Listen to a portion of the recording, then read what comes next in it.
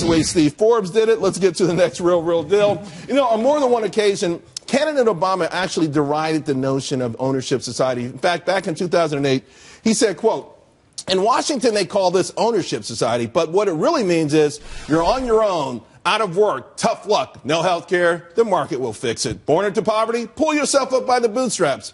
Even if you don't have bootstraps, you're on your own." Steve, how did this whole thing happen? How did all of a sudden ownership become a bad thing? That's something that people would vilify. It's the aftermath of the crash. Whenever you get an economic crisis, even ones caused by the government, which this one was, the private sector gets blamed. So ownership, people own houses, disaster. And so the anti-marketeers come in and they blame the private sector and they deride everything that makes this economy prosperous. They imply or say it directly that government creates resources, which it does not. And then they put in regulations and taxes and everything else that hurts the economy from recovering, hurting those with the least. Here's the thing.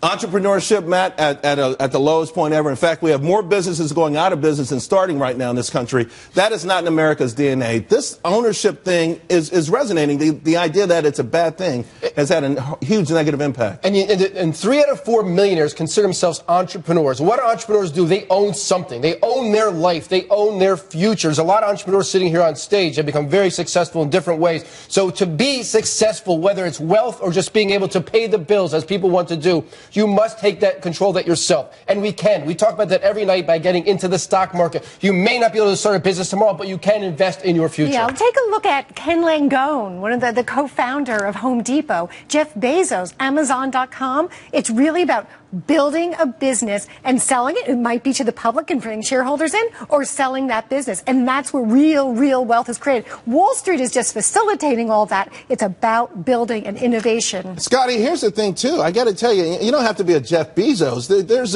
There's a plumber with 4 trucks and providing a job for 5 or 10 men. They have children. They go to college. He's got a house. He's got money in the bank. The wife works. This is how, you know, the average person can generate wealth. If you can't start a business, you don't want to start a business, to Hilary's point, invest in something, but you have to own. You're exactly correct. It's all about opportunity. You have to find that niche, that opportunity that nobody else has looked for. You know, we talk about the millennials all the time. That is one thing that I'll say about the millennial generations. Their parents have told them they can do it. The majority of millennials say that they want to be their own business owners more than any other generation before them.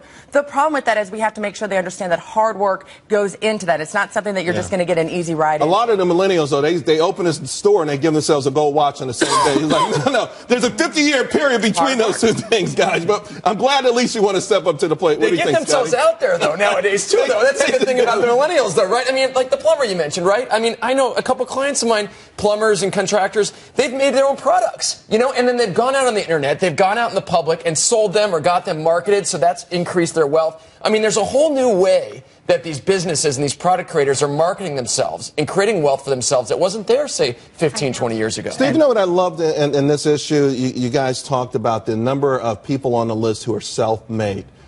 Overwhelmingly, the majority of the people on the Forbes 400 are self-made billionaires. That's right. And the global billionaires, same thing. 2/3 self-made. Those who inherited, most of those substantially increased their inheritance, so they did real things. And that's what the world is about. My father liked to say, if you think you've arrived, you're ready to be shown the door. The world doesn't stay still. But one thing to keep in mind is a lot of people may not want to go out and start their own business. And if you get a proper tax code and a stable dollar and things like that, control your health care, you can get the skills to rise up in the world, so that there's a place for everyone there when you get these things right. And that's what Obama has destroyed. If you don't have it, it's very hard to make it. He's put barriers in the name of helping the people. And tried to substitute it with government handouts.